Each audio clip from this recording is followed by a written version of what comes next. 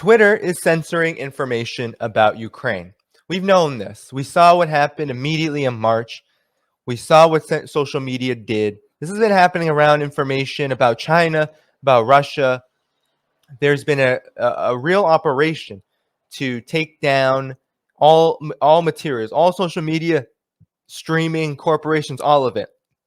Anyone who says the wrong thing can be demonetized, can be removed. And there's also more subtle ways, which I'm going to show you, a more subtle way that this is happening.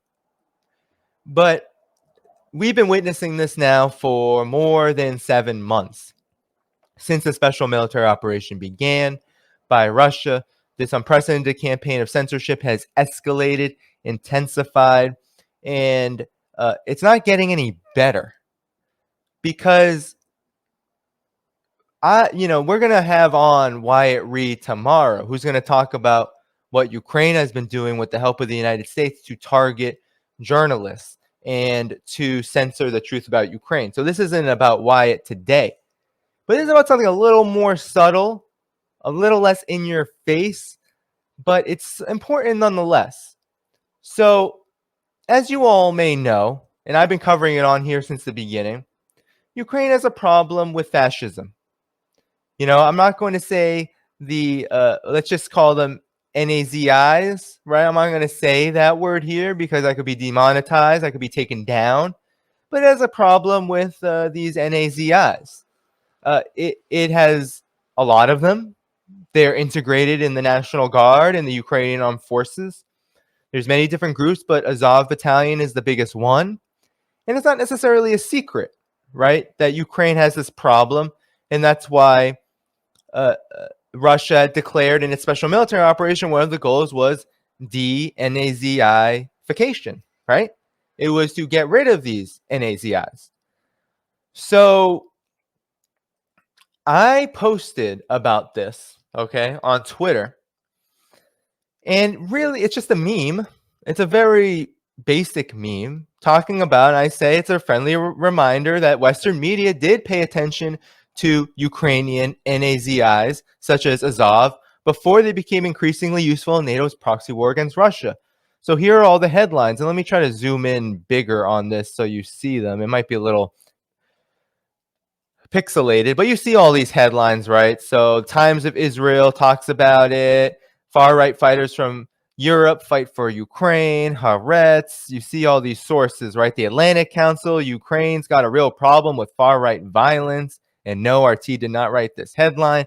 Over and over and over again, you see this, right? You see the BBC, Ukraine underplays role of far right in the conflict. So ever since 2014, 2015, this coup, it's not like the Western media has not acknowledged this. Even the Atlantic Council, right? This isn't something that's new. So, I stopped sharing, but I wanted to show you. Let me actually go back to that because I want to show you what Twitter did, right? What Twitter did to this tweet. Here we go. So Twitter, because I mentioned the word NAZI, put a warning on the tweet. And so while this may not seem like a lot, if your privacy settings weren't set to see this kind of content, which some people who are new to Twitter and who have it on default, they may not have this turned on. So what they get is they don't get to see the tweet at all. It just has this here, right? This has sensitive content, right? And you can change your settings if you want to truly see it, but it just covers over it. So Twitter is saying that this is sensitive content, right? Because their justification is that it has the words NAZI, it has the words, it has the symbols, all of that. So it's sensitive. Now, the reason why I call this censorship, because look, I'm not going to argue that those symbols are significant, maybe sensitive for some, right? I'm not going to say that that's untrue, but does it mean, like, how do we talk about NAZIs, neo-NAZIism, how do we talk about fascism? How do we talk about it if we can't publish about it. So the reason why I also call this censorship is because there's a whole lot of things, right? And I'm not even going to go over the obvious low-hanging fruit here. The United States, NATO, all of its politicians, right? You have war hawks and neocons all of the time on Twitter.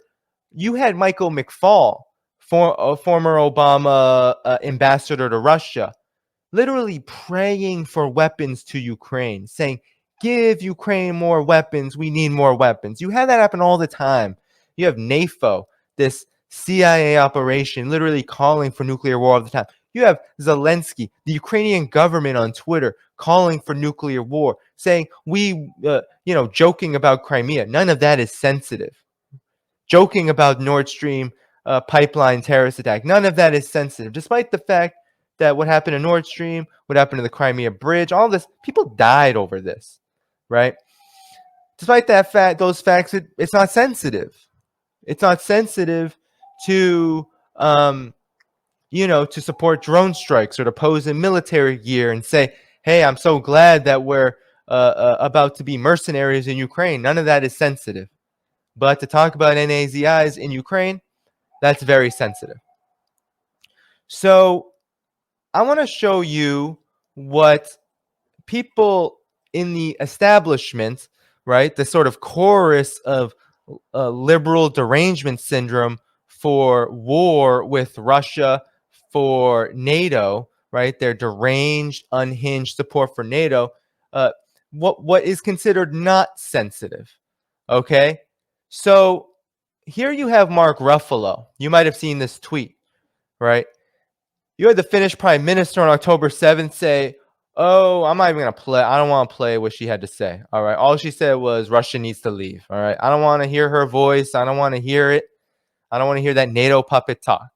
But Mark Ruffalo said, it's so simple, Russia. Leave Ukraine and it's over. World peace. Ukraine can't leave Ukraine. Russia can always go back to Russia. But this is okay, right? Because supposedly he's talking about peace. But actually, what his words denote is a complete and utter misunderstanding of what has been going on. And what he said there actually covers up and arguably could be seen as complicit in the erasure of the thousands of people, upwards of 14,000 people who have been killed by Ukrainian armed forces, by the Ukrainian military since 2014, since the coup. We could say that. That's not sensitive. You can't take that down, despite the fact that what he's basically doing is spreading ignorance and misinformation. There won't be world peace if Russia leaves Ukraine. If Russia left Donbass, what do you think would happen? More ethnic cleansing, more genocide. That's why Russia stepped in. Do you know where Donbass is, Mr. Mark Ruffalo? Have you seen a map? It's right on Russia's border. And these folks, the People's Republics of Donetsk, of Lugansk, right, all across East Ukraine, we're being shelled, we're being bombed, we're being killed daily.